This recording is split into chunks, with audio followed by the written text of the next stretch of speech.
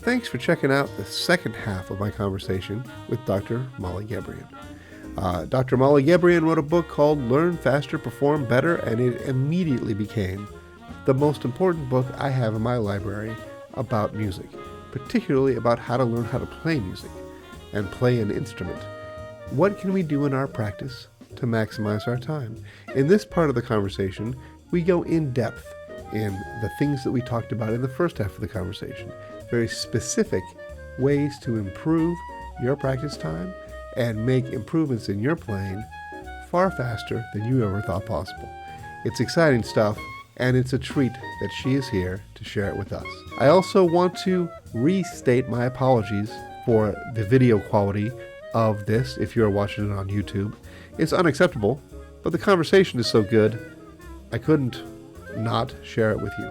I want to apologize on behalf of the platform that I use to record it. They are inept, and what they advertise is not what they deliver. My apologies, and if you're listening, audio only, there's no problems. That clarinet player that you heard at the beginning of the podcast, once again, is Mr. James Danderfer. If you like what you hear, I'm going to leave a link in the show notes. Most importantly, I'm going to leave a link to this book, Learn Faster, Perform Better, in the show notes. And also, of course, wouldn't you know it, I'm going to leave a link for the Clarinet Ninja Dojo. And that is a place for adult clarinet players who are just starting, are coming back after a long layoff, or have been honing their craft for years.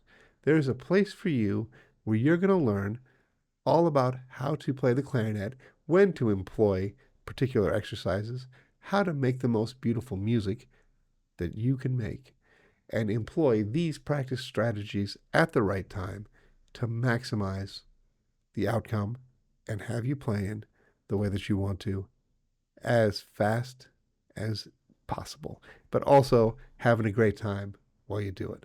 So check that all out, and here she is, Dr. Molly Gebrian.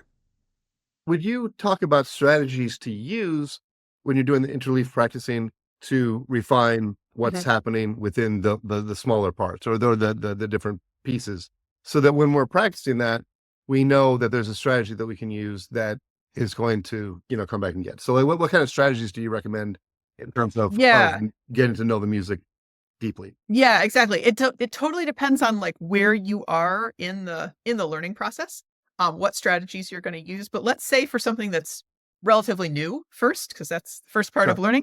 For something that's relatively new, the way that I use interleaved practice when I'm just starting something is I will break whatever the issue is down into however many steps I can see of being able to master this thing. I'll work on my first step until I feel like, okay, like I have somewhat of a handle on this, and then I'll go work on other stuff. When I come back to that new thing I was working on, before I even start to play it again, I will, like your chemistry teacher said, actually, I will review in my mind, okay, what did I do with this when I was practicing this 10 minutes ago, 20 minutes ago, an hour ago, whatever. Review in my mind, like, okay, what did I figure out in terms of whatever my first step is? And then I'll try to see, can I do that first step in my mind with the mental practice that we were just talking about? Because that helps me learn it on a deeper level rather than just relying on my body to do it. I've done that thinking, then I'll try it on the instrument.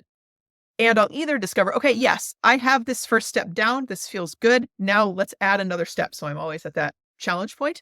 If it doesn't feel good, usually something has been clarified in my thinking, like, oh, I thought I understood this rhythm, but actually now I realize I'm confused about this one place. I need to sort this out, right? And so that's kind of how it looks when it's new. When something has been practiced for longer and I'm getting ready to perform it, and I want to make sure, okay, I can just, play this part like at the drop of a hat exactly how I want.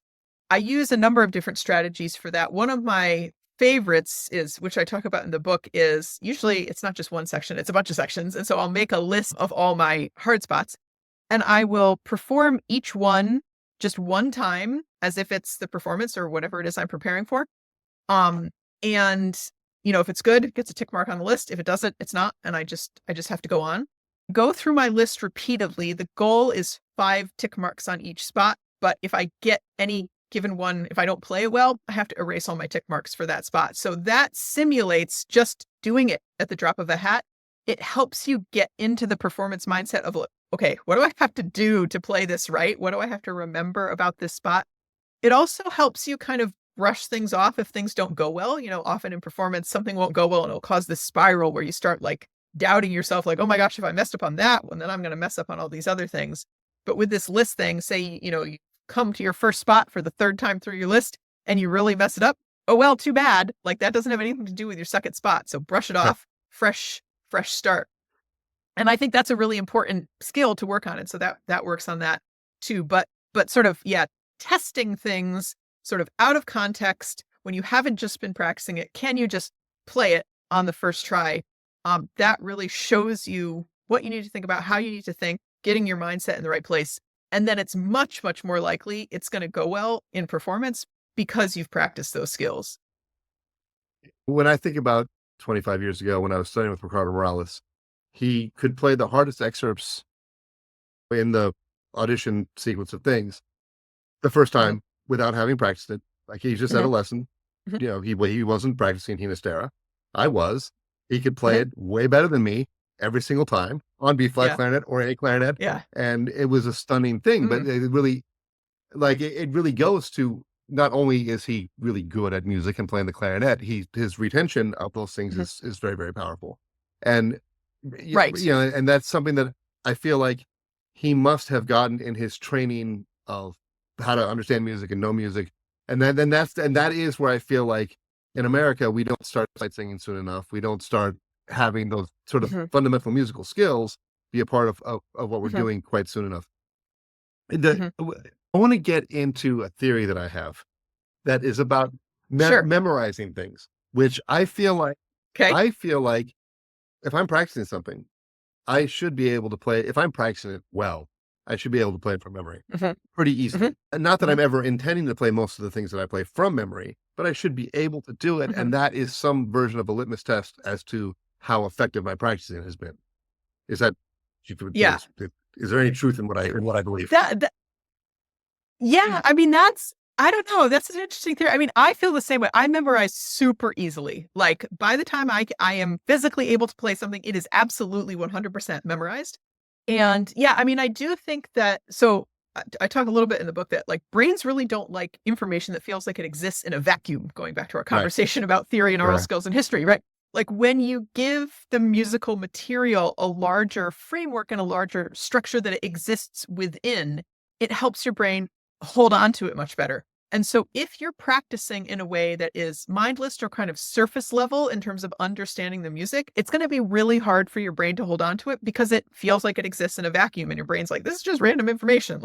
But if you can connect the music to a much deeper, more multifaceted web of information, then you're going to play a lot better.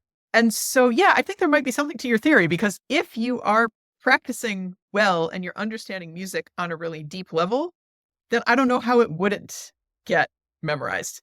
At the same time, memorization is a skill, right? And so if people don't practice that skill, they're not going to be as good at it as people that do practice the skill. Because when I started playing, I was completely decoding music. And I was like for the first, I don't know how many, 10 years, I was playing the clarinet. I would look at the fingering, I put the fingers down, and that must be the right note. It was kind of how I operated. Right. And I first realized when I was trying to play the Entertainer in 6th grade that I didn't know how to play D sharp, so I just didn't play D sharp. And I was like, wait a minute, that sounds weird. And that was like the first time I realized I can evaluate this based on what happened. I never thought of that. That's funny. But to me, like when I'm playing music, I want to be decoding as the least amount possible. I don't want to have thoughts in my head other than what do I want this to sound like, and does it sound like that? And I don't want to be reading any of the notes because that's taking brain power away from me.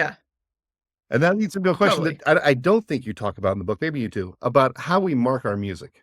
I've got I don't talk about the book. I've got really strong feelings about how I mark music. That is, I don't. Oh, cool. Tell me. I'd love to hear it. I don't put words in my music. I don't write any words in my music because that takes a part of my brain that is already in use. So I write a lot of symbols. If I wanted to get, if I don't like to write a cello rondo, I like to write an arrow that points that direction. My brain processes the symbol much differently than it processes the words.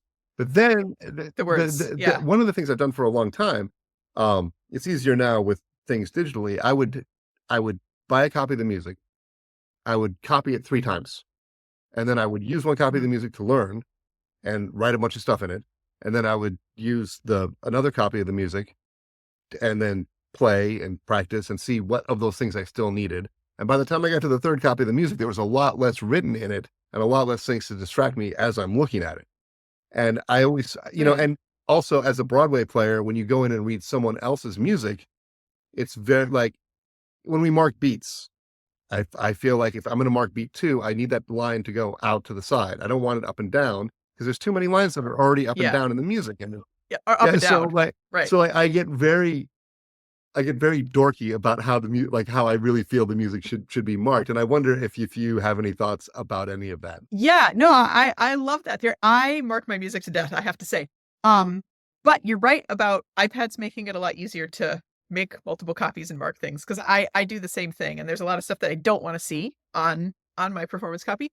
I think you're right that it's very hard to read words, especially if there's a lot of words on the page when you're performing, and symbols are often much more like automatic. I use a lot of symbols. I use a lot of colors, which I have only started doing since reading off an iPad because it's a lot easier. And I find like that colors symbolize certain things. And that's much easier than reading words, especially I'm thinking right now, like pieces that have a lot of like performance information in the piece or in the notation, especially like extended techniques, that I don't want to read all of that. And so like for string players, we often get asked to play sol ponticello close to the bridge to create kind of like a raspy sound in a lot of new music. And if there's a lot of instructions around like where to put your bow, it's really overwhelming and very hard to read. And so I have a color-coded system that Ponticello is always red. And so I'll just like underline it or circle it in red. And then I don't read the word, I see red. And then I know what to do. And so, yeah, and certainly if you're marking a part that somebody else is going to read, your words may be very idiosyncratic. I have a number of things that I mark in. For instance, my teacher in undergrad talked a lot about what he calls fast finger fall. So the speed at which your fingers go down on the string influences articulation and how legato it sounds.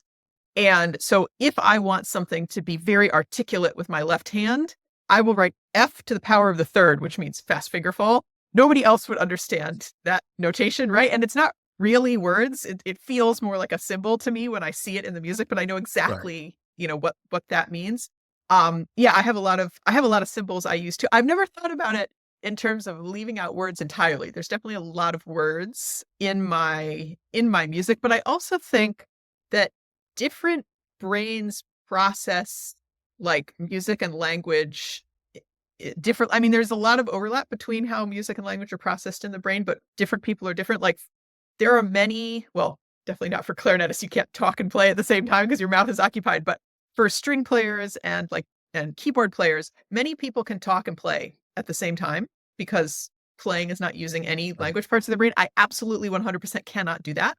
And so the language areas of my brain are already being used a lot. And so adding more language doesn't feel disruptive to me because it's being used so much. But yeah, I really like your theory. I like experimenting with things. I should experiment with no words, just symbols to see how it feels to me, because I already do use a lot of symbols, like I was saying. Well, okay, I was checking our time here. I don't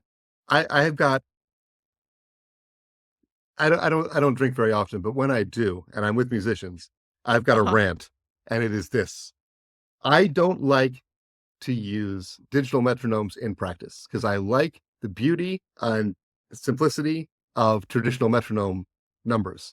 I like when I'm practicing, if I click up once, it's 5%. If I click up 2, it's 10%. And the numbers work that out for me, so I don't have to worry about. You're right. Figure it out. If I click up 5, it's a different percentage, it's a different amount, right? Yeah. And so I noticed and appreciated in your book, you spoke to the reality of the world, which is people are using metronomes that go up by 1, right?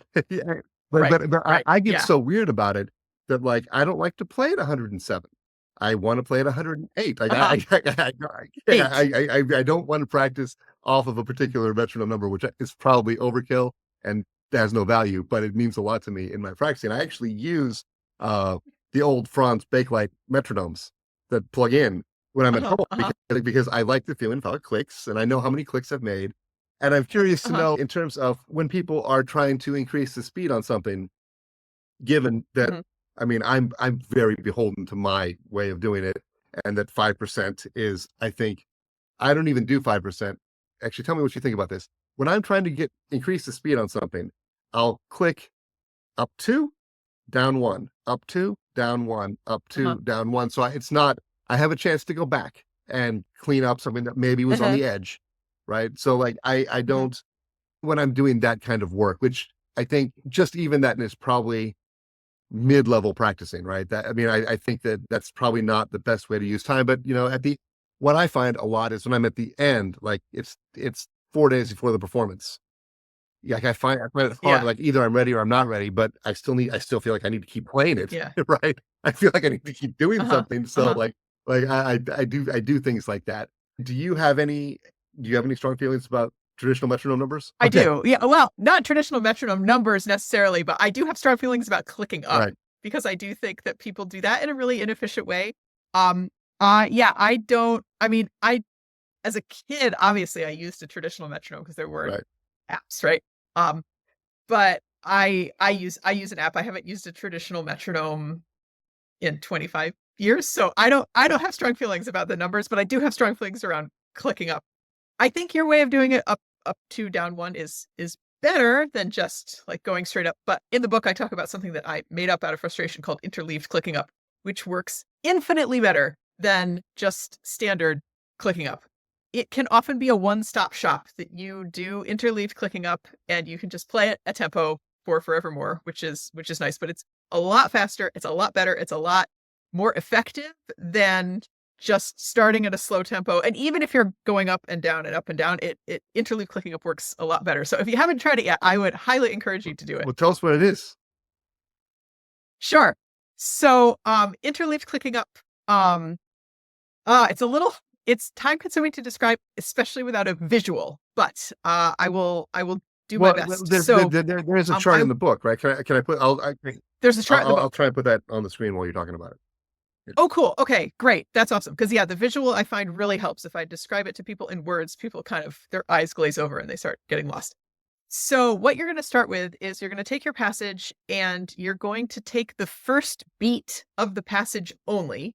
And this step always feels a little silly, but it should make sense why you need to do it. So you take the first beat of the passage only and you click up just that beat, just beat 1, let's say, I use apps. So by 5, so 60, 65, 70, 75, blah, blah, from your start tempo to your goal tempo. That step should be exceptionally easy. You should be able to get to your goal tempo on beat 1 only very easily because it's only 1 beat. Right. So then the next step, you go back to your start tempo. So let's say 60, just for the ease of my example. And now you're going to play beats 1 and 2 together at 60. And then at 65, you're only going to do beat 2. Then at 70, you're going to do beats 1 and 2. At 75, you're going to do just beat 2. So on the 5s is the new beat, the second beat that you've added. On the 10s is both beats. So you do that pattern until you get to your goal tempo. Then you go back to your start tempo, 60 for our example, and now you're going to play the first 3 beats at 60.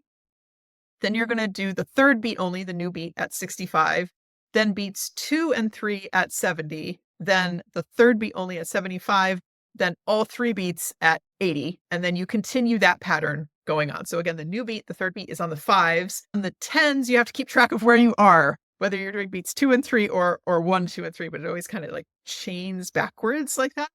And then you just keep going on like this. So after you're in any given step, once you get to your goal tempo, you go back to your start tempo and you add a new beat. And then the pattern of going up the new beat, whatever it is always on the 5s. So every 5, you're going to do the new beat. Sometimes it's just the beat isolated, like 65, 75, 85. Sometimes it's with the beats that come before it, chained backwards. And what this does is a number of things. First, if you play stuff that has to be fast too slowly for too long, you actually ingrain a totally different motor pattern, and then you have to like basically learn it over again when you get up to tempo. So it gets you up to tempo immediately so that you are solidifying the motor pattern that you actually want. Second is it isolates each beat, right? Because whatever the new beat is, you're doing it every 5. So that beat gets like special attention. but you're also putting it into context right away. The older the beats get, the less often you do them. So it starts off, you just do the first beat every 5, then it ends up being every 10, every 20, every 30. And so that kind of ups the level of difficulty every time the beats get older and you come back to it, because the gap between the metronome clicks gets bigger and bigger. I call it interleaved clicking up because you are interleaving, right? You're taking a break from certain beats and you're sort of doing other beats. But like I said, I made this up out of frustration nearly 10 years ago now, actually. And I teach everybody about this. Everybody who does it, when they try it, I've had so many people send me emails actually like, I've had this passage that I have always thought would be impossible for me. And in one afternoon, I can now play it, having used interleaved clicking up. So I haven't done like traditional clicking up, which is just, you play your whole passage at 60 and then you click it up by however much. I haven't done that in like 10 years because interleaved clicking up just works so immensely better. And yeah. Well, So and you that's what I have have a to say about YouTube clicking video up. about this, correct? I have a YouTube video all about this where it explains it with the graphic. And then there's another YouTube video where I'm actually doing it with a really easy example that people can play along with if Okay. they want to. I find that when I explain it to people understand it. People don't actually like get it until they do it themselves and they can see it's a very simple, straightforward pattern that never changes. But yeah, when people do it, that's when they really get it.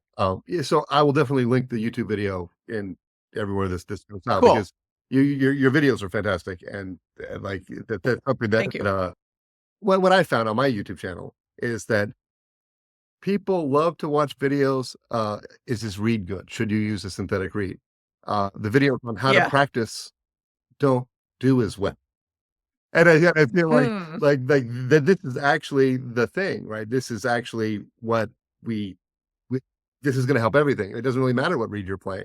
If but the practice Right. stuff is going to really help you.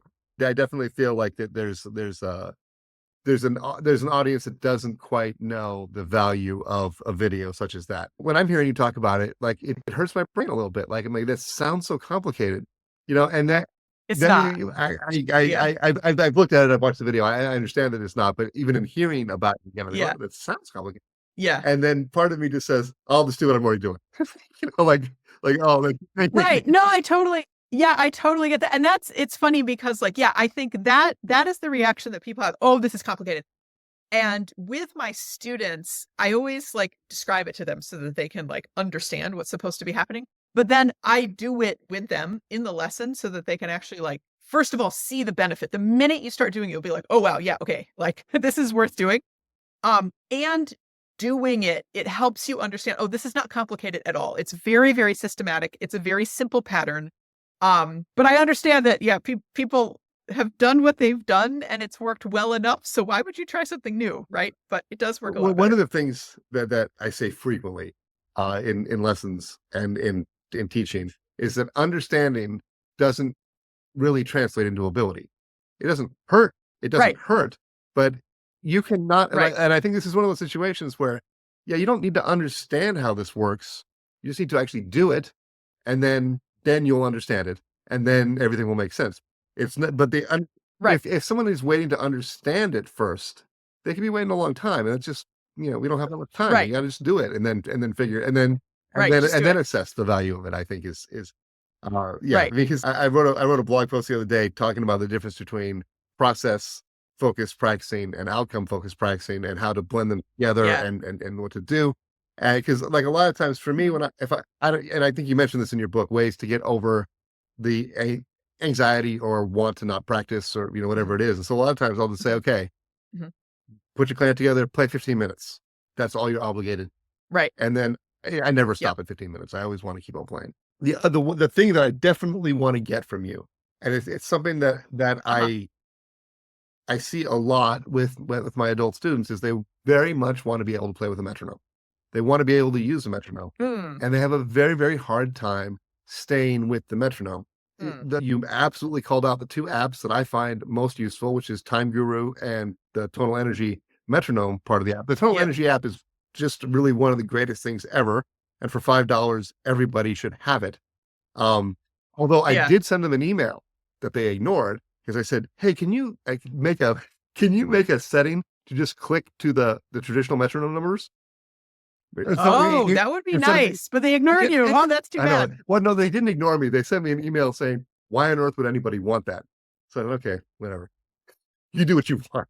Interesting. I think a lot of people would want that. You're not the only person who really likes those traditional numbers. I think a lot of people would want that, actually. But the beat dropping is, I found to be the best way, the easiest entrance into using a metronome in a way that requires you to interact with it and hold the beat yourself and hold the tempo and hold everything yourself. Because like, the thing we're talking about, okay, so it's on 4 and then it's on 1 and 2. Sometimes it's on 2 and 4 or 1 and 3, 2 and 4, and then practicing on the offbeats. I found that to be the way to use a metronome to actually learn how to play in time and control, and which goes right into phrasing and how we want to control that stuff. But it's difficult to convince people to do that. But even from the beginning, having people who are just learning music be able to go from quarter notes to eighth notes, back to quarter notes and to eighth notes can be a real challenge. And I'm curious to know, like what would you suggest in a situation like that when someone is in earnest, really, trying to do that? So I know, like with the little kids, when I'm teaching little kids, we always use ta and ta-ti, right? Like but even the little kids they'll instead of saying ta ti ta, they'll say ta ti ta. Right. So how do you nudge somebody into viewing the subdivisions? Right. Yeah, that's a great question. I think the most powerful thing is walking and playing or singing, so that you are, because when people can't stay with a metronome or they're having difficulty with subdivision, it means that their internal sense of pulse is really weak. And having the sense of pulse be really embodied is the most important skill to develop. And if you walk in time, so you don't have to walk around the room, just like walk at the speed of whatever beat you have to have. And like with your example of little kids, that like the student and the teacher are walking together at the same speed and saying together, ta, ta, ti, ta, ta, ta, ti, ta. So the student can feel how those syllables fit in with the beat, because the beat is in their body and it's not a cognitive thing and it's not something outside their body. It's better than clapping. It's better than tapping your foot because it gets it embodied. So if someone can't stay with the metronome because they're rushing or dragging, I take the metronome away and I just have them walk at the pace of the beat, whatever that may be, and sing along first. Don't play along. And you don't even have to sing out pitches. Just sing the rhythm and the approximate contour, right? The pitches are kind of irrelevant. And you will be able to feel how the music fits with the beat because you're making the beat with your body. And then once you can walk the beat and sing it, then play on your instrument. It really helps to have the teacher walking if you're in the same space. If not, that's fine. It might not sound very good, especially for wind players, because it disrupts things, right? When you walk, but that's fine. It doesn't really matter. You're just trying to feel how the rhythms fit in with the beat. Right. So that would be the way to start. And then after that, going to the different rhythm games that I talk about, off beats only, beats 1 and 3, random beats missing, that kind of thing. I tried my hardest to retain this, and I haven't. And it's because I felt like what was super, particularly the second time I read the book, that just like, it was like, whoa, was talking about, how to play in time, which we covered, or how to learn how to use a metronome. And it really confirmed all the things that I thought for so long, which is a metronome is a tool that we should use primarily to make it not something that we need, right? It's so that exactly. we want to start to get it out of what we're doing, or use it in a way that helps us check ourselves, but we are actually doing what the metronome is doing for us. But also the idea of the tuner. I've been playing with drones for years and hearing resultant tones, which people like that to me is the way to learn how to play in tune. And the tonal energy app, again, is the only place that I know I can give myself a root and a fifth, and I can practice playing the third and two, right? Because it makes 2 notes. I've never seen another app make 2 notes, and I think it's just like it's an amazing. Oh, Audible. The one that I actually find tonal energy should be really, really overwhelming as an app. I use Tunable, and you can put in 7 notes into Tunable. You can put a whole chord in. It's so cool. I'll be checking it. But yeah, lots of apps actually now do multiple note drones, and it's so useful, like you said. Well, the part that I want to get more clarity on is the ability to sing that note and sing it in tune. I can't remember whether it helps translate it into playing in tune or does not. It was something that I want to understand better. Yeah, totally. So yeah, the research on singing and playing in tune, what the research shows is just practicing singing in general as just a thing divorced from your instrument does not help you play more in tune. But singing what you are trying to play does help you play more in tune. So if you give yourself the root and the fifth and you're trying to play the third in tune, if you can't sing that third in tune, you're not going to be able to play that third in tune. If you can sing it in tune, that doesn't automatically translate to being able to play it in tune. But if you can't sing it, you certainly can't play it because that means you don't know what it's supposed to sound like. Right. Which I think, to me, everything about your book goes to this whole idea that we need to hear what we want to make, the sound we want to make, and then learn how to make that sound, whether it's a time issue or a sound issue. I have a question for you that you're going to know exactly what I'm talking about. Go to the Clarinet Convention and you find a new mouthpiece. It solves all of your problems. Man, I'm never going to need another mouthpiece again. I only have 100, right? You know, like I said, I've had that same experience. Right. Because it solved everything. And then 3 weeks later, you sound the same and you got the same problems. Is there a way to use that moment of excitement and exhilaration of I found this great piece of equipment to foster what we're hearing in our head, to get that to actually hold with us so that like we do actually sound different 3 weeks later or 4 weeks later, or this does actually impact us in a positive way rather than we just going back to what we used to sound like before. And we found a way to create all those problems because those are the problems that are in our ears. Did you have any ideas about that? That's a great question. And that's a great question. And that is such like, I feel like that is such a clarinet, especially phenomenon, because string players, we don't do that. If we're going to get more equipment, we're going to be spending many thousands of dollars. And so people don't do that. But I mean, yeah, like if you try something and it's like, oh my gosh, this is how I want to sound. And then, 3 weeks later, you sound the way you sounded. It's because of two things. Yeah. Like you have an old sound in your head of this is how I've always sounded. You haven't updated your sound, but it's also a physical thing that you have old muscle memory that you're playing your new mouthpiece subtly, like your old mouthpiece, right? And you're not really sort of listening and paying attention to what this new mouthpiece will give you. And so I think, yeah, like you were saying, like it all goes back to like, do you really know how you want to sound? Can you really hear that? Are you very clear in your mind about what you want to sound? Or is it just kind of vague? Do you have this like general sense of, I just want to sound good, or I just want to sound like X famous clarinet player without actually hearing that sound in your mind, without actually having that sound in your mind that you are trying to match or recreate or whatever. And also being able to feel, okay, this is the sound I want. How do I create that sound on my instrument, and being able to feel that also. So yeah, I think it gets back to the mental clarity thing of just being as precise with yourself as you can and not sort of settling for just a general, well, I want to sound good. Okay, well, that's many things. I say it all the time, is that since I'm talking about clarinet, I'll say it about clarinet. I've heard myself play the clarinet for thousands of more hours than I've ever heard anyone else play the clarinet. And whatever idiosyncrasies that I might want to change my clarinet playing, I have a hard time identifying them because I don't know that they're happening because I'm so used to hearing them. How do I battle that? Right. Yeah. I mean, I think a couple things. One is it's funny to me that once we're done with school and we're like professionals, we don't take lessons anymore. Like that, if singers take lessons their entire career, actors take lessons their entire career. We as musicians, once we're done with our training, we're done. We never take another lesson, or it's very rare that people do.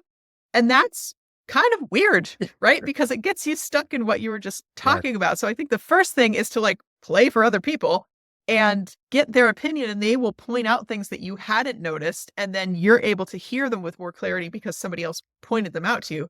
The second is using listening to recordings in a very intentional way. I talk about this a little bit in the book where, pick a recording, pick a piece, pick a particular artist, and listen very specifically to how does this person use their articulation, or how does this person use timing, or how does this person use XYZ?